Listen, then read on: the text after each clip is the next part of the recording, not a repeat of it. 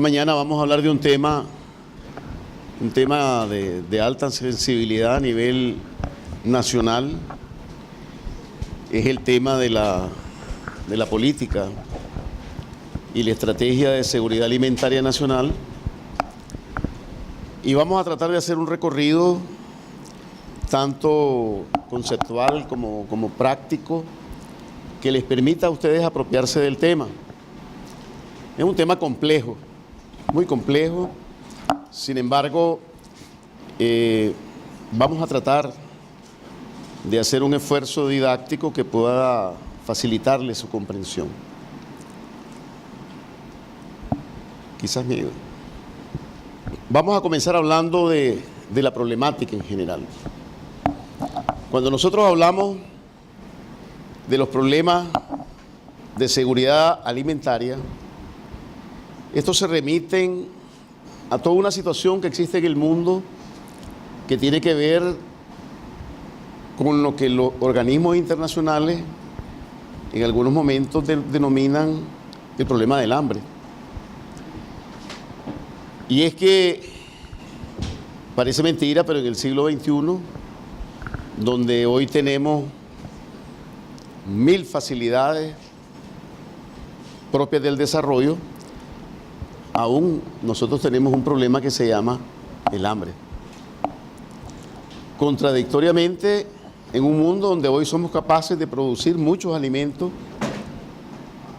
también lamentablemente es cierto que tenemos muchas poblaciones con problemas de alimentación. Y quiero comenzar por ahí porque hablar de nuestra política, de nuestra estrategia, tiene que ver con la comprensión de lo que pasa en el mundo, las interrelaciones que esto genera, porque eso abre posibilidades o dificultades en algunas ocasiones para el grado de eficacia de las acciones de gobierno. Este es el mapa del 2012, si nosotros vemos el mundo desde la perspectiva del hambre. Después les voy a explicar el concepto, cómo es que se gradúa el tema del hambre. Aquí el hambre se gradúa por colores. Entre más claro, hay menos problemas de hambre. Y tendiendo hacia lo rojo, hay más problemas de hambre. ¿Qué nos llama la atención? Y esta es quizás una primera aproximación que yo quisiera hacer. Que donde el color es verde, es decir, verde claro, que es donde hay prácticamente muy pocos problemas de hambre, se asocia fundamentalmente a los países que llamamos países desarrollados, que en realidad son los países ricos, que tienen capacidades, recursos para tener de todo. Y entre más nos alejamos de esa situación, nos vemos que hay países con problemas hasta llegar al rojo.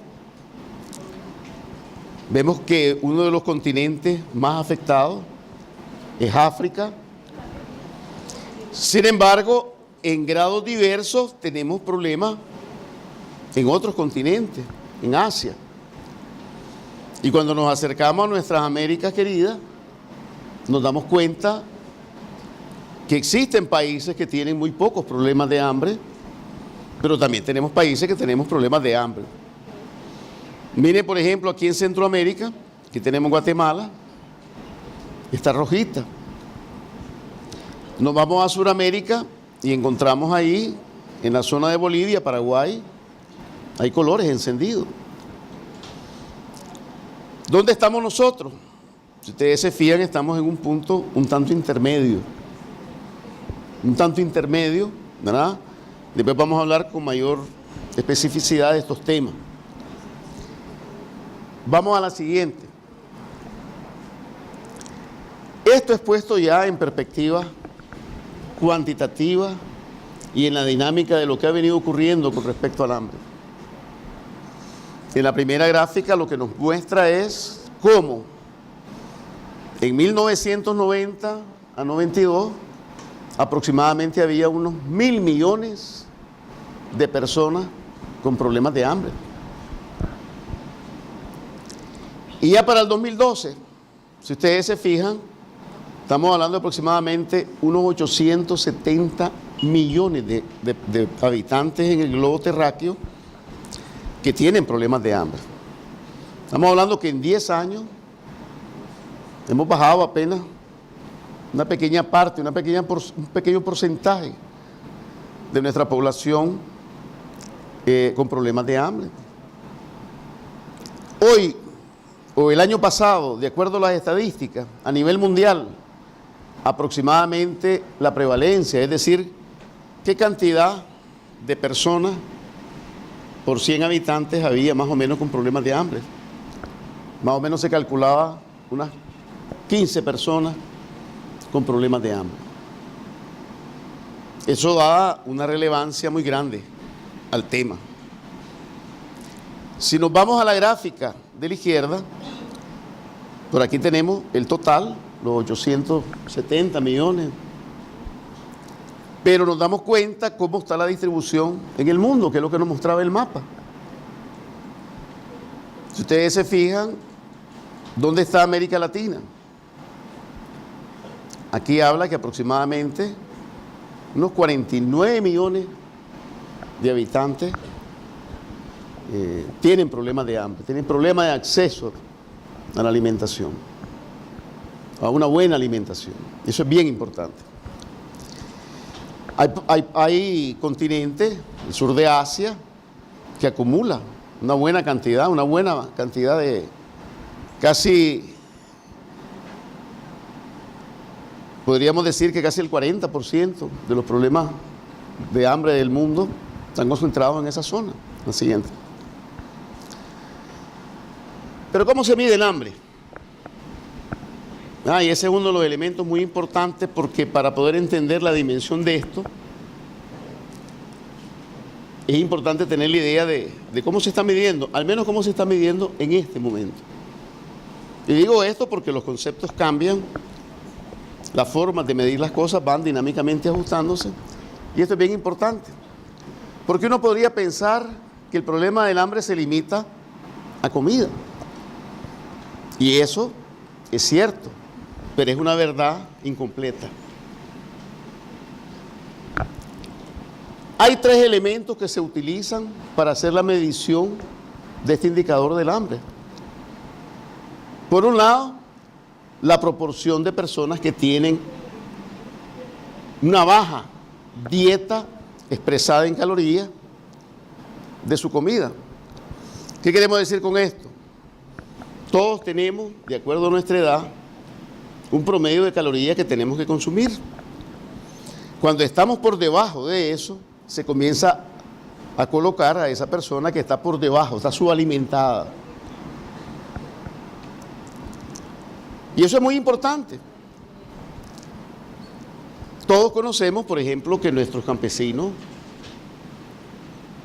tienen una dieta muy rica en calorías.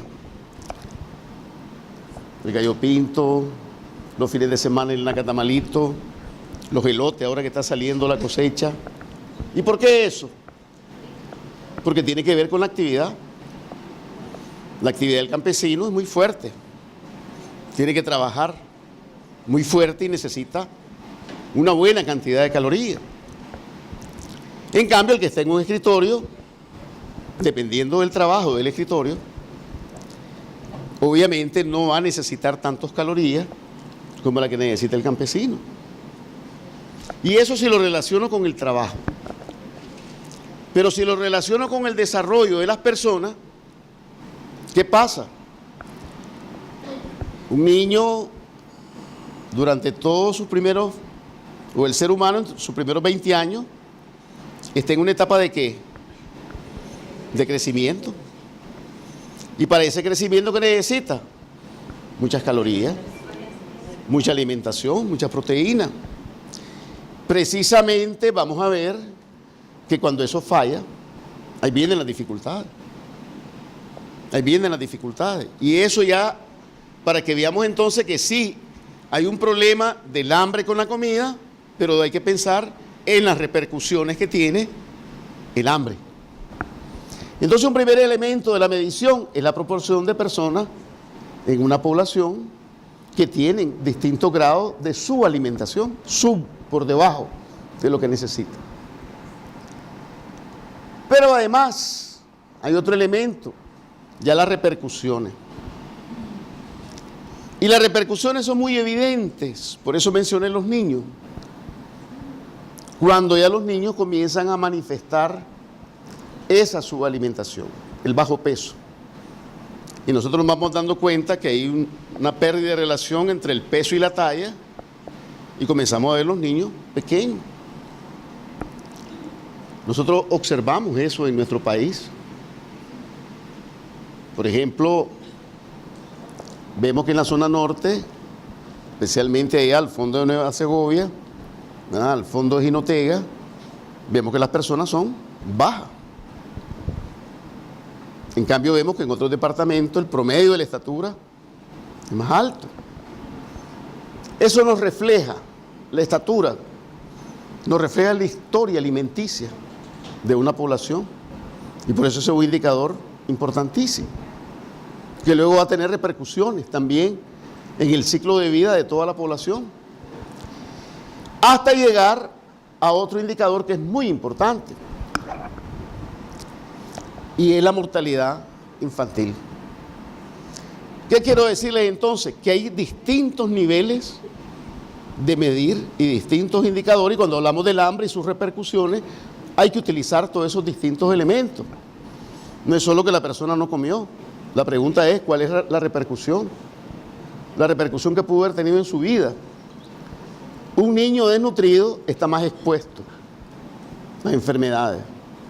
En la medida que está más expuesto a enfermedades, también está más expuesto a la muerte. Y si en el sistema social, si en ese país no hay un sistema de salud que garantice que las personas estén relativamente o sean atendidas cuando tienen problemas de enfermedad, pues obviamente hay un ciclo: desnutrición, enfermedad, desnutrición, enfermedad, etcétera. ¿Por qué le hemos puesto en nuestro país mucho cuidado a algunos temas como la diarrea? Porque diarrea es un elemento que dificulta que los niños asimilen apropiadamente la alimentación. Si asimilan inadecuadamente la alimentación, comienza a desnutrirse. La desnutrición provoca más diarrea, y ese es un círculo vicioso que nos lleva ¿a dónde? A la alta probabilidad de la muerte. Por eso ese indicador se combina para entonces hablar como uno de los elementos de la medición del hambre.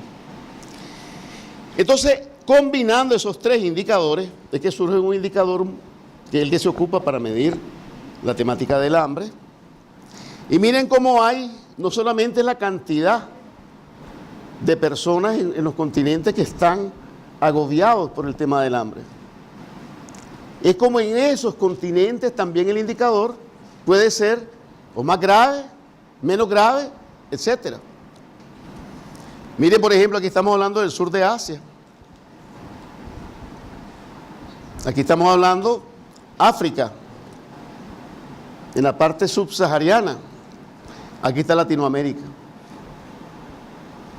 Después vamos a llegar a Nicaragua. ¿Y cómo estamos?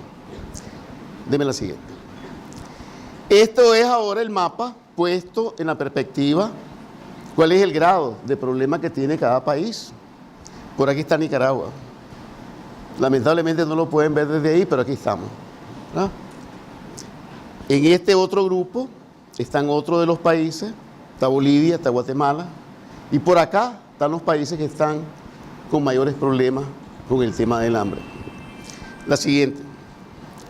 Esto es visto ahora solo América, pues. Entonces ahí está Nicaragua.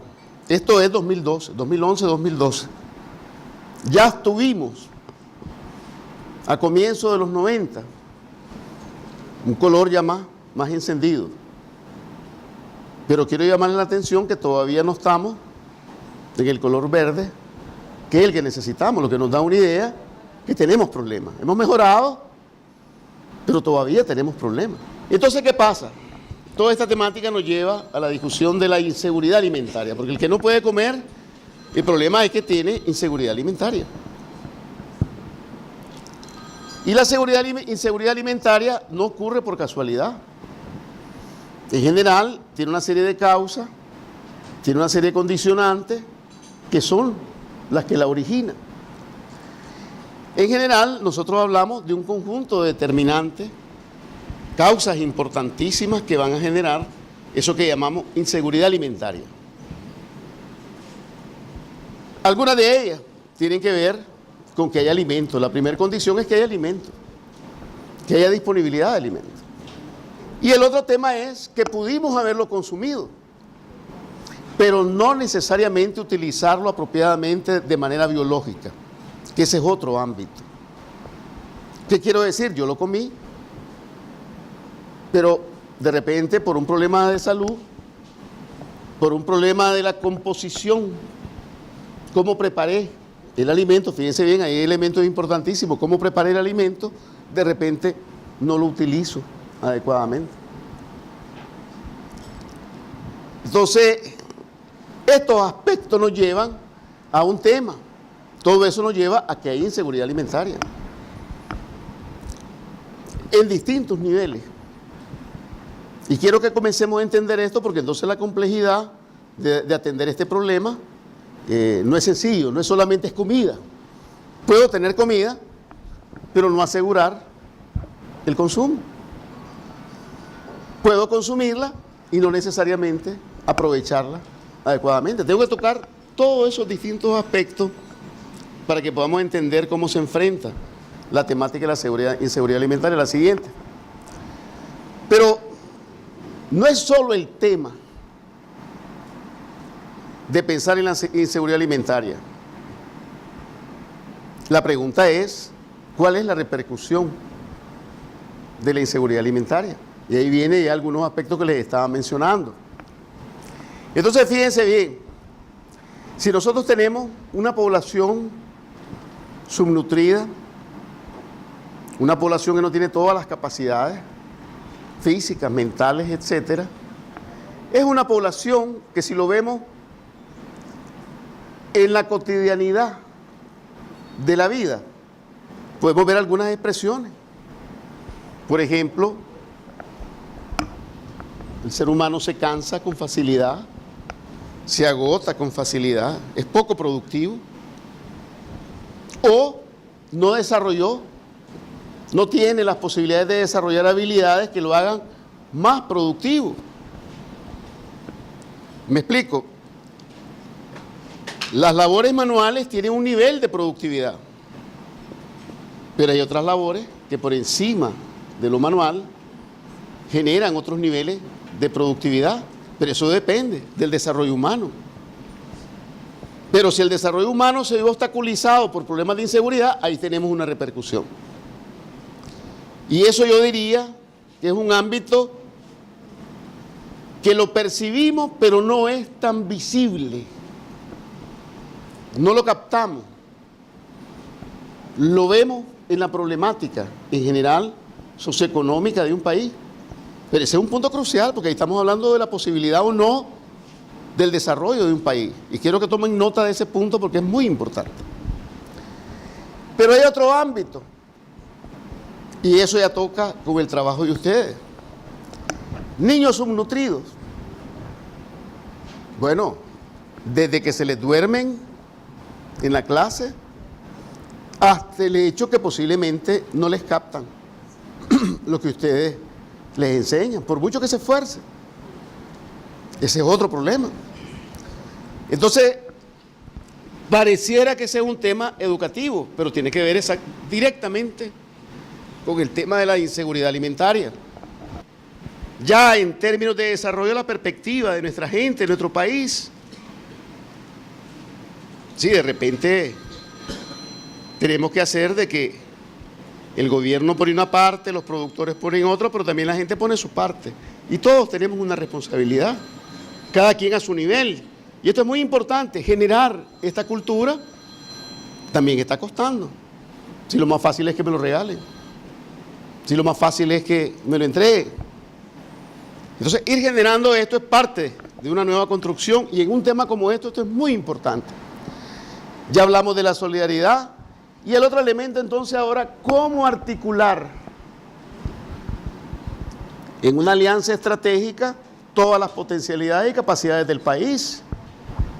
Las instituciones, los municipios, los equipos y las comunidades, que eso es muy importante. Y cuando decimos comunidades nos referimos a todo lo que hemos mencionado. La gente en los barrios, la gente en las comarcas, los productores, las asociaciones, las cooperativas.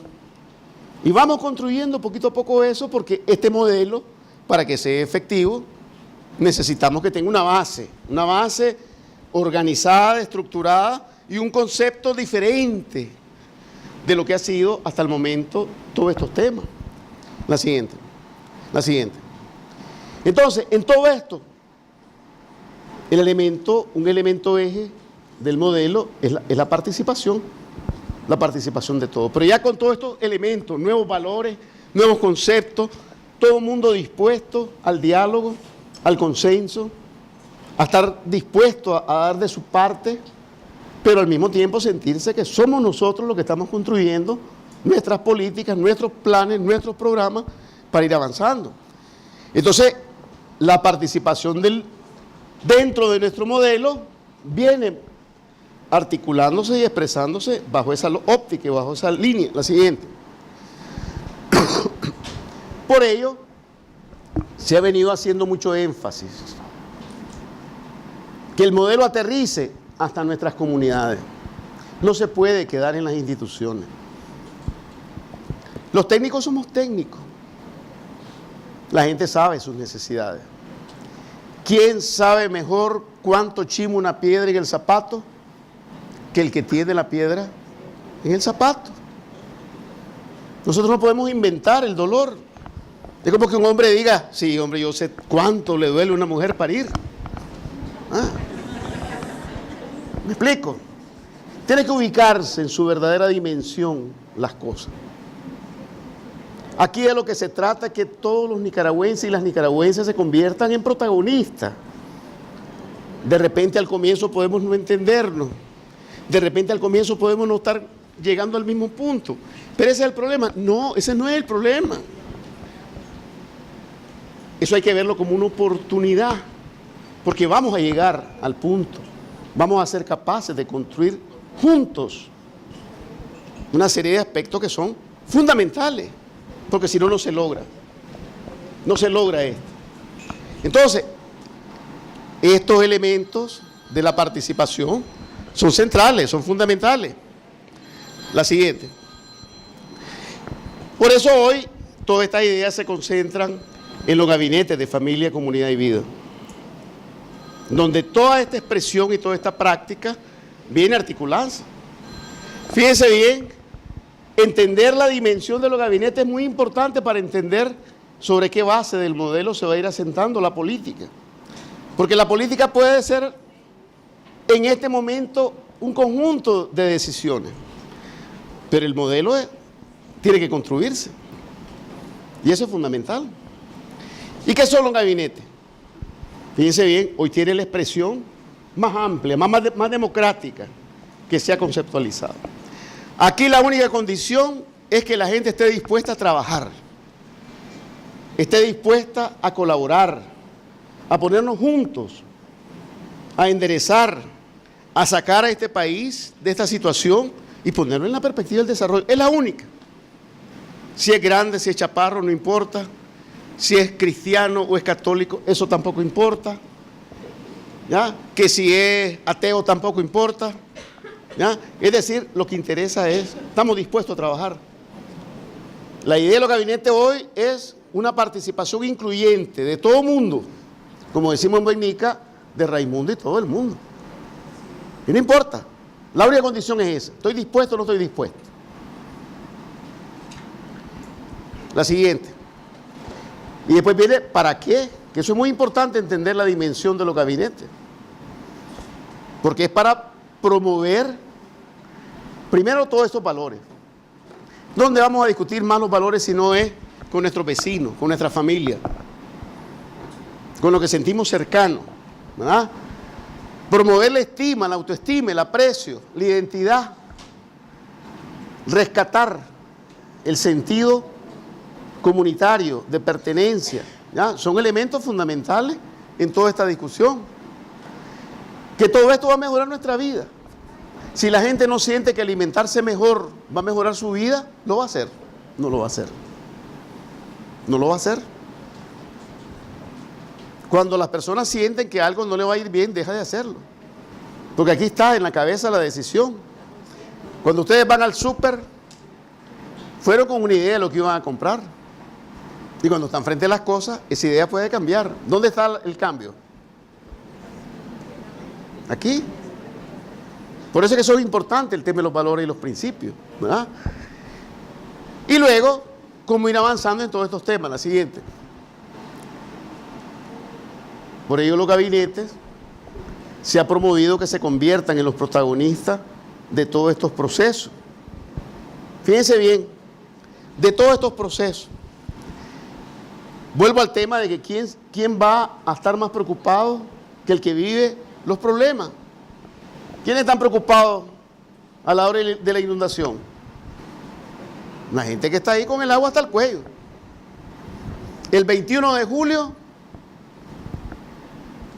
lluvia, Santo Domingo, lluvia, Muelle de los Bueyes, lluvia al lado de la Guinea y el río Rama para arriba.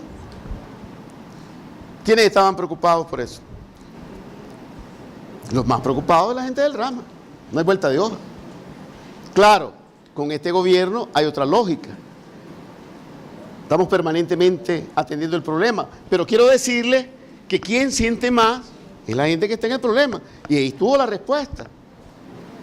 A las 3 de la tarde de ese día, sin que se llegaran los niveles críticos, ya había movilizado a las familias que estaban en riesgo. Y ese es un acto solidario que hay que mencionarlo, que es muy importante, muy importante. Entonces, de eso se trata en los gabinetes, de ir haciendo real esos ideales, esos principios. ¿Ah? No se puede ser cristiano si no pones en práctica tus principios. El cristianismo, hasta donde se entendió siempre, no es tanto filosofía, sino práctica. Entonces los gabinetes están para hacer el espacio de la práctica, de la reflexión, pero también de la práctica. Y esto es muy importante, y lo estamos viendo en las jornadas de vacunación, lo estamos viendo en las jornadas de limpieza. Somos el país, compañeros y compañeras, que tenemos que sentirnos orgullosos, que teniendo las condiciones ambientales más complejas, hoy tenemos el nivel del dengue más bajo. Dibújenmela ahí de otra manera. Solo se explica por este modelo. Solo se explica. El Ministerio de Salud no tendría capacidad por sí mismo de resolverlo. Si esta solidaridad de la expresión del modelo en la base no está presente. Para poner ejemplitos así, muy concretos. Entonces, de eso se trata. De que vayamos en ese campo y en el campo de la seguridad alimentaria. Esto va a ser fundamental, porque este es un trabajo de base. Trabajo de base que se va a tener que desarrollar inclusive casa a casa, que es muy importante. Si no cambiamos esto, tampoco vamos a tener éxito en todas las políticas y programas que hagamos. La siguiente. Y los gabinetes hoy son parte efectiva de toda esta alianza. Ahí están, en los municipios, están en los colegios, están en todas partes, en SINAPRED, en MINSA. Es decir, es una sociedad que se está moviendo a la luz de solución de problemas y con mira al desarrollo, que eso es muy importante. La siguiente. La siguiente. Entonces, la política es una política que trata de ser amplia. No se trata solo de pensar en dar de comer. No, a ver, ¿cómo abordamos toda esta complejidad? Toda esta complejidad. ¿Cómo hacerlo desde todo el ámbito nacional, sus instituciones, pero también llegando a las realidades particulares? ¿Es exactamente igual San Carlos que Bilwi? son diferentes. Entonces tiene que haber una política nacional, pero que también se identifique de las realidades propias e heterogéneas de cada municipio. ¿Me explico? Hay una serie de temas muy ligados. No, esto no se trata solo de comida, se trata de comida, pero rodeada de un conjunto de aspectos que son fundamentales, sin los cuales no vamos a conseguir una sociedad bien alimentada y muy nutrida. Entonces, todos estos programas nosotros tenemos que darle mucha importancia. Los huertos, se me olvidaba, los huertos escolares. A mí me han hecho la pregunta algunas veces en los municipios, ¿y qué hacemos en vacaciones? Yo siempre he dicho, no me lo pregunten a mí. Preguntémonos todos qué hacemos en vacaciones. Porque los huertos es cierto que pueden estar en la escuela, pero son de la comunidad. Y es la comunidad la que tiene que internalizar la voluntad de decir, esos huertos tienen que estar abiertos todo el tiempo. No sé si me explico. Por eso yo digo que el huerto primero tiene que estar aquí, en el valor. ¿Qué valor le damos a esto? ¿Qué importancia le damos a esto? Si no está ahí, si no se resuelve eso, lo convertimos en un problema administrativo. Y el huerto escolar no es un problema administrativo, es una posibilidad de tener incidencia en la seguridad alimentaria. Entonces, esto trasciende. Y eso es una verdadera política. Llevarlo a la acción, si no se nos queda en papeles, en documentos. La siguiente. Entonces, esta política tiene que tener después acciones claras de las instituciones. Nosotros tenemos que entrar en una sociedad de permanente información a la gente sobre estos temas. La gente no va a actuar si no se va concientizando de estos temas, si no se va educando sobre estos temas, si no creamos mecanismos para que se desarrollen las buenas prácticas. A mí me decía una amiga que yo era un exagerado la vez que nació mi nieta, que yo puse una panita con jabón y una toalla. Son exagerados, me dice. ¿Por qué? ¿Cómo le decías a una persona que no toque a un niño si no se ha lavado las manos? Le decís, mucho gusto, pasa adelante, date una lavadita en las manos y ahora vamos a ver al niño. Tienes que crear las condiciones de la práctica. Si no, no es cierto que le vas a reclamar hasta que llegó de la calle a tocarle la boquita al niño, que es lo primero que hacemos. ¿O no? Eso es lo primero que hacemos. Y a todos se nos olvida por el cariño que venimos, quién sabe de dónde, que tocamos y tocamos al niño. Entonces tenemos la obligación de pensar cómo creamos las posibilidades de la práctica. No basta con decirlo, hay que crear condiciones para la práctica.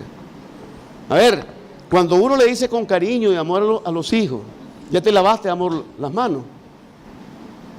El niño da la vuelta si no se lavó y se las va a lavar.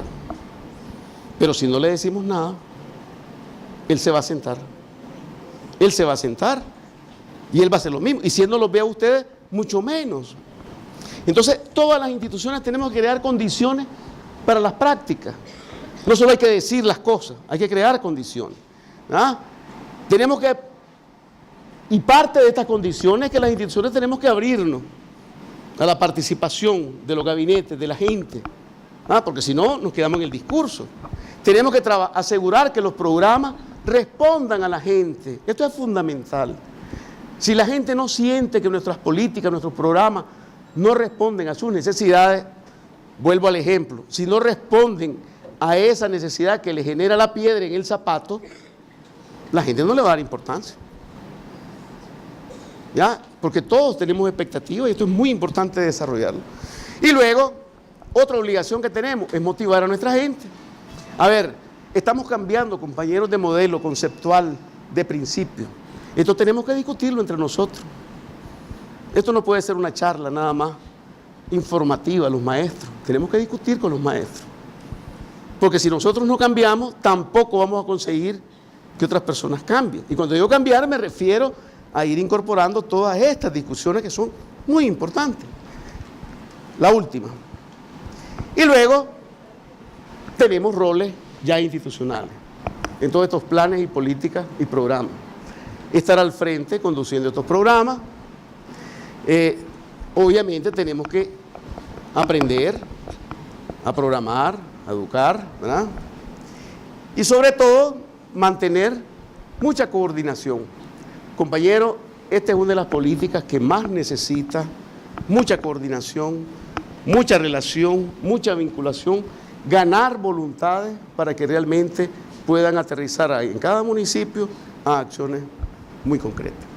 Muchísimas gracias.